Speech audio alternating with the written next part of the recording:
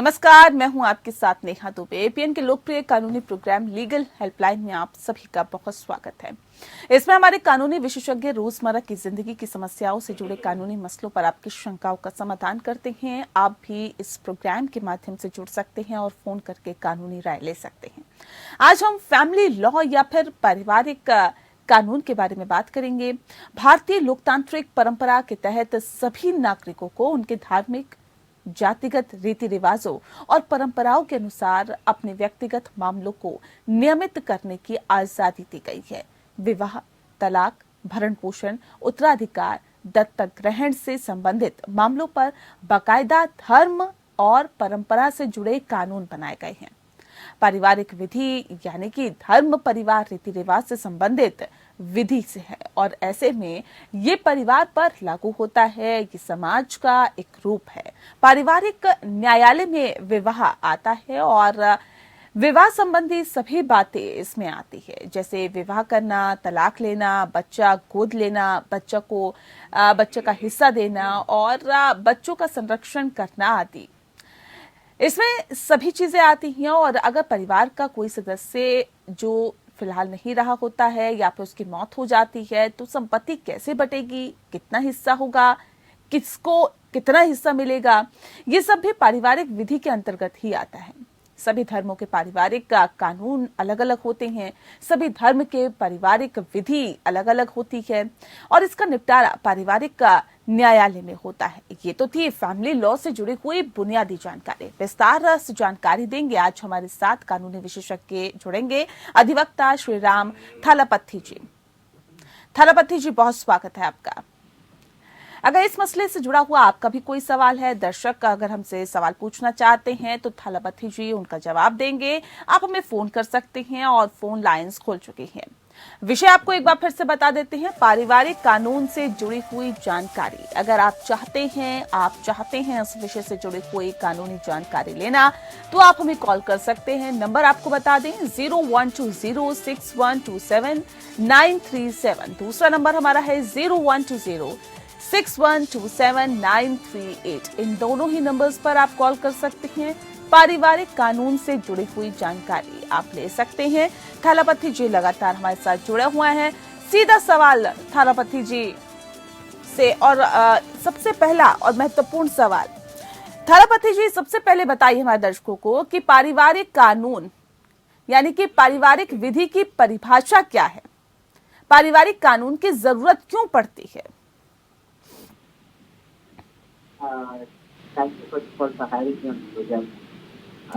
जैसे आपने पहले शुरू किया था, फैमिली लॉ जब आप डिफाइन करने लगते हैं तो दो तरह का डेफिनेशन हो सकता है। एक very broad definition which will include aspects like partition, जैसे आपने बोला था कि तीसरे बच्चे हैं तो इनके कितने हिस्से आएंगे, वो सब चीज एक तरह का है। और दूसरे तरह का है जो आपके डिवोर्स मैटर्स होते हैं, चाइल्ड कस्टडी मैटर्स होते हैं। ये एक्चुअली एक वाइड रेंजिंग एरिया है। It's you cannot restrict to a particular definition as such. पर अगर आप मान सकते हैं जो तीन तरह के होते हैं, मतलब कि एक तो मैट्रिमोनियल चीजेस होंगे और फिर फाइनेंशियल एस्पेक्ट होंगे जिसमें पार्टीशन सूट या वगैरह वगैरह हो सकते हैं। फिर मैट्रिमोनियल सूट में मेंटेनेंस के लिए हो सकते हैं, डिवोर्स के लिए हो सकते हैं, रेस्टिट्यूशन के लिए हो सकते हैं। और फिर child related cases such as custody and the upbringing of the child and so on. तो जब आप डेफिनेशन के बारे में बात करते हैं तो it is not an easy thing to define immediately. It can be both a larger definition and a shorter definition. It depends upon the circumstance of the matter.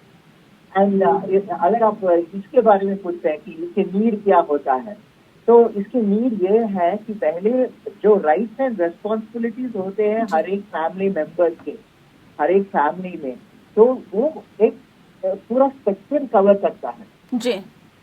हमारी जो लाइफ में हम रोज हमारे जो इंटरेक्शन होते हैं फैमिली के अंदर, हमारे माता पिता के अंदर, हमारे बच्चों के साथ, हमारे भाई बहनों के साथ, ये सब चीज जो होते हैं they are all regulated by law. So therefore, in the broader definition of family law, this is included. Now, if you take it for a shorter definition, which will include only you, the wife and your children, then matters will come such as divorce, divorce, child custody, as I told you before. So इन सब चीज के लिए अलग सा एक branch of law इस्तेमाल करने की जरूरत पड़ा. तो इसीलिए फैमिली लॉ के अलग सा ब्रांच होता है. जी थलापति जी, ये बताइए कि फैमिली लॉ या फिर परिवार से जुड़े कानून क्या धार्मिक ग्रंथों पर आधारित होते हैं? अगर हाँ तो क्यों? Okay, it's a nice question. Initially, before 1955 actually, ji we had only matters of law which were concerning to the dharmic text, like the religious text. जैसे मिताक्षरा स्कूल था या दाई बागा स्कूल था. इन सब चीजों में अलग अलग फैमिली रिलेशन का रूल्स होते थे, अलग अलग कंडीशंस होते थे कि कब ये रूल्स अप्लाई होंगे या नहीं होंगे. So after independence, when the constitution came into force in the year 1950, the need was felt कि एक हिंदूज के लिए अलग फैमिली लॉ होना चाहिए. Be it partition, be it family right, be it ownership rights for women, ownership rights for male, और child custody rights, ये सब के लिए अलग अलग से कानून बनाया गया था. All happened in the year 1955 and 1956. So from the year 1955, Hindu Marriage Act came into force. From 1955, Hindu marriage came into force. 56 was the other enactments, such as the Guardianship Act and so on and so forth. Right? But initially, we must understand that Hinduism में marriage एक sacrament है. It is not a contract as in the Muslim law. Right? So initially, before 1955, there was no option of divorce. Divorce एक चीज होता ही नहीं था. It was only in 1956 that they introduced grounds for divorce, and based on which our marriage can be dissolved. Likewise, in Christianity also, after 1950, only did they come up with a divorce act which provides grounds for the Christians for divorce. Right? So all this prior to 1950s, if you see, it is all governed by the religious text. So it was only thereafter that they had to enact laws to ensure some sort of uniformity. जी थलापति जी, ये भी बताइए जरा family court में आखिर किस तरह के जो मामले हैं वो लाए जा सकते हैं, किस तरह के केसेस आते हैं फैमिली कोर्ट में? जिसमें थोड़ा सा पहले अगर फैमिली लॉ ले सकते हैं तो इट इज ब्रॉडर, क्योंकि उसमें पार्टीशन भी आ जाता है. But if you talk about family court, then that is the more restricted meaning. इसमें होता है matrimonial matters, financial aspects related to matrimonial matters, and child related matters. जैसे मैट्रिमोनियल मैटर्स में, जैसे मैं बोला था कि इसमें डिवोर्स केसेस आ सकते हैं, डिवोर्स बाय कंटेस्टेड डिवोर्स और म्यूचुअल डिवोर्स. फिर इसमें रेस्टिट्यूशन ऑफ कॉन्जुगल राइट्स भी आ सकते हैं, जहाँ पे पति और पत्नी दोनों पिटीशन कर सकते हैं कोर्ट को और प्रे कर सकते हैं कि मेरे पत्नी को डायरेक्ट कीजिए या मेरे पति को डायरेक्ट कीजिए कि मेरे साथ रहने के लिए. Those are all restitution of conjugal rights. Similarly, financial matters can also come into being. For example, maintenance cases for women under 125 CRPC is again before the magistrate. It's again before the family court. So, and of course, custody matters under the Hindu Minority and Guardianship Act or the Guardianship and Wards Act. All this will come before the family court. These are the kind of matters, as the question was, which come before the family. जी ठीक है. Sir, family court act 1984 के बारे में कुछ बताएं, 1984 के बारे में. Before 1984, there was no thing called a family act. अगर किसी को डिवोर्स चाहिए था under the Hindu marriage act या अंडर द मोहम्मदन लॉ और under the Christian law, they had to go to the general court. तो कोर्ट में इतने ज्यादा केसेस होने लगे थे कि बहुत बाकी सब केसों को डिसाइड करने के लिए वक्त ही नहीं मिल रहा था.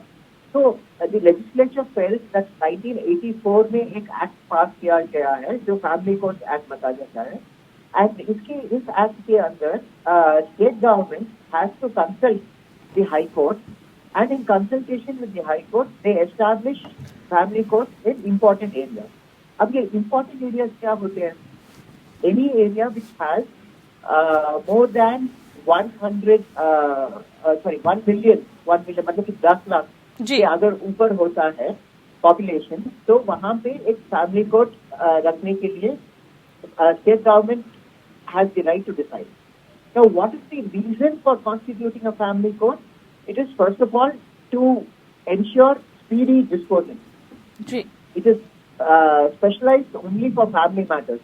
तो जो भी जजेस उसमें अपॉइंट होते हैं, they are all well versed in the family laws, and they also promote the conciliation aspect of family matters. So these are the two reasons why the family court was erected. One is speedy disposal, second to ensure conciliation. Sir, ये बताइए कि family court में anti suit injunction क्या होता है और ये कब लाया जाता है? Okay, this is a very technical question. Okay, first of all, I must mention what is an anti-suit injunction. Okay. Now, anti-suit injunction, as the name itself indicates, ये एक ऑर्डर ले सकते हैं हम कोर्ट से कि दूसरे पार्टी को सूट फाइल करने से प्रिवेंट करना. That is an anti-suit injunction. Right? So injunction means something which you do to prevent someone from doing something. Anti-suit is not to file a suit against that person. So that is an anti-suit injunction. Right? Now, anti-suit injunction, when is it usually used is when one court is not within the jurisdiction of the other court. For example, अगर मान लीजिए कि husband है America में और wife है India में और इन दोनों के बीच झगड़ा हुआ है, तो there are possibilities that the husband can file a suit in America and get a ex parte divorce against the wife, because वहां पे माना जाता है कि इंडिया से वहां पे ईजियर है. So the wife can file an anti-suit injunction in India to restrain the husband in America from filing a divorce petition. Ji Now, the order which is made by the Indian court is by and large respected by the American court, but it is not binding on the American. ठीक है sir, इस वक्त हमारे साथ एक दर्शक phone line पे जुड़ गए हैं. ऋषि राज इनका नाम है, जयपुर से इस वक्त हमारे साथ फोन लाइन पे जुड़े हुए हैं. ऋषि राज जी, बहुत स्वागत है आपका. बताइए सवाल क्या है आपका?